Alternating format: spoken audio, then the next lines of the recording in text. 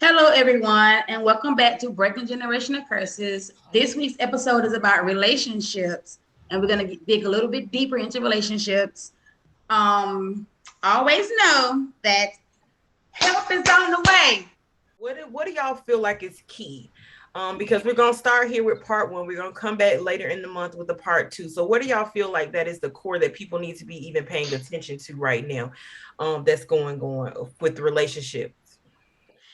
I think when looking into relationships, whether you're going to get into a relationship or however, you should look into first off getting into a relationship with yourself and building a better relationship within yourself so that you can be, a good person for someone that you may come in contact with or whoever you want to get into a relationship with. Just get to know you first and be a better you, better version of yourself. Things that I think about is like if you don't know yourself, how can you be in relation with anybody? Like if it's a partnership with your family, your mama, your grandma, even if it's a romantic partnership, if you don't know who you are, how are you going to relate to somebody else? How are you going to ask them, tell them what your needs are, what you expect in that relationship if you don't know who you are? So my needs met in that relationship, or they just, are they just there just for fun of it, like for the show of it, Right. instead of an actual value relationship in your life? Right. That's true. I like that. I think two things. I definitely agree with you ladies about the starting with yourself and knowing who you are. And I also think now what's important to me is I need to figure out what is my purpose in relationships with other people. Like, what's the value? What's the exchange, if that makes sense. Yeah, that's important to me. I don't want to just have relationships just cause, I want to make for sure that it has a purpose in my life and that I'm giving and, I'm sharing, I'm learning, it's insightful. Just to pass the time along, to be in the presence of other people, that's not what I'm about. So, yeah. And to Just piggyback off of that, I'm sorry. What you saying? think. To piggyback off of that too, like when you know yourself and when you see yourself in the presence of someone who doesn't benefit you or who doesn't bring any kind of beneficial factor to your life, you also know to cut that off and move on instead of holding on to toxicity and instead of carrying on a relationship that me. We're going through the breaking of generational curses. Um, a lot about choosing you first, knowing your boundaries, knowing your limits, knowing yourself. Because if you're going to invite someone into your life in those type of deeper levels, you should have a good awareness of yourself. What are your needs? Um, and then just exploring, like, what do you, like Team said, what do you want this to be? Like, what is the purpose? Are you building? Because not every relationship is one that, oh, I want to get married and have babies. But you guys may not be, when you're, regardless of what person you're hopping in with, just having those discussions and knowing what you do want out of it, I think is really important. Mm-hmm. I like that. I like when you said choose you, because I think so many times we don't choose ourselves and we're seeking validation from other people and other situations and things when we really need to look inward and start with ourselves. I like what I heard someone say the other day, like we teach people how we want to be treated. And it starts with us. So I need to treat myself well so that you'll know these are the things I accept, I don't accept, I like. And I like to ask myself and check in with myself about the things I like versus what I don't like. I think sometimes it's easy for us to go, well, my friends like that. So, why shouldn't I like it? But I like what you like, but it doesn't mean that we don't have a common interest. It's an individual thing. So.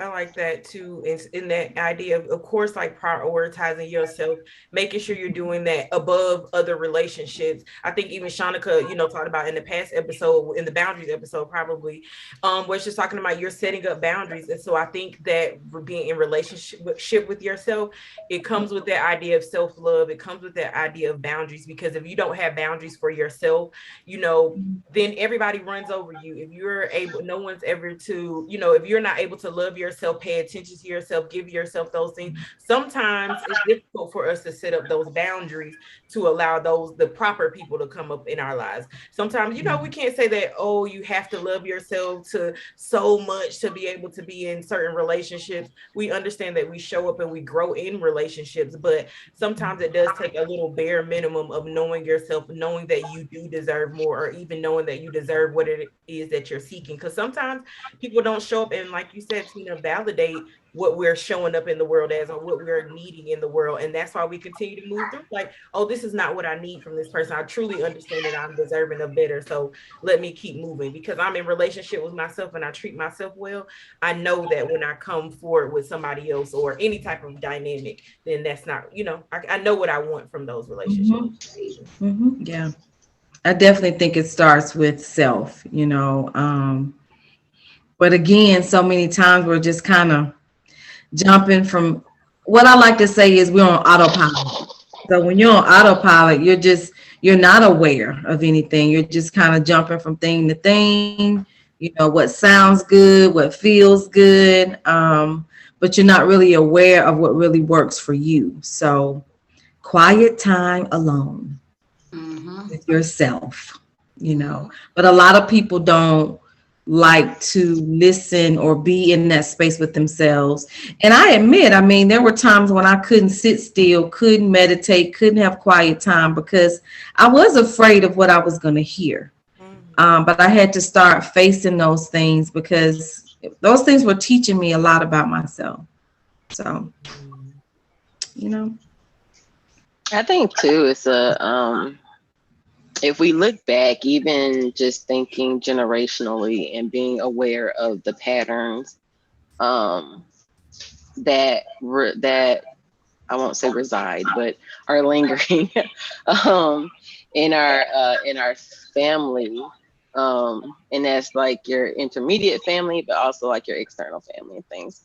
And then two, just reflect on, like, everyone grew up in different, like, time periods, grew up looking and listening to different things, but even exploring what messages about relationships we got through those avenues too, because those have an influence, just like the kids these days in the shows that they watch, and even the things that they talk about each other. Like, I feel like all of that plays such a major role in how we unconsciously or consciously define relationships for ourselves.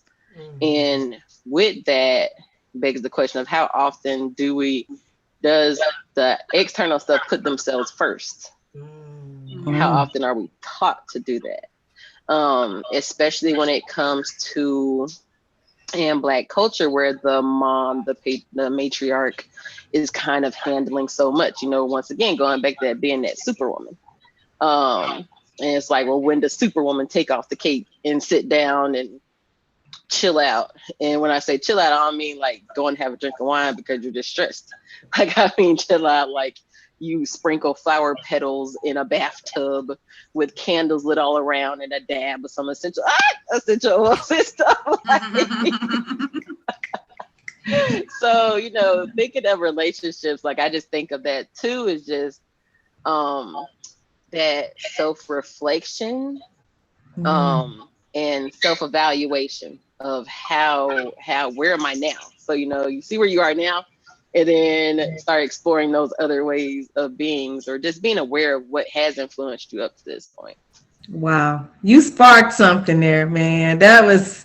You made me start thinking about the people I've seen in my life and my family. And I was surrounded by a lot of women that were very strong and, took care of everything. But now that I really think about it, you start talking those rose petals, like I peeked up. I'm like, that sounds like fun. but I can't recall my mom, my grandma, or my aunt. I can't recall seeing them do anything around self-care like that. Nope. I don't ever recall that. Nope. It was always go, go, go, go, go. The cape is on, you know, I'm tired, I'm exhausted. And not saying that they didn't provide and didn't show up, because they did, but I like what you said, how you didn't say just a glass of wine because I'm stressed. You're like, no, rose petals because I deserve it. Can do. Like, ooh, thank you, Cassandra. That's what I'm talking about. So yeah, you're right. I didn't have that to look. When I reflect back on, I didn't have that. So I definitely want to be someone that can be a model to other women, to show them that you can have that, you know. Yep. So I have a question, okay? So say if someone is like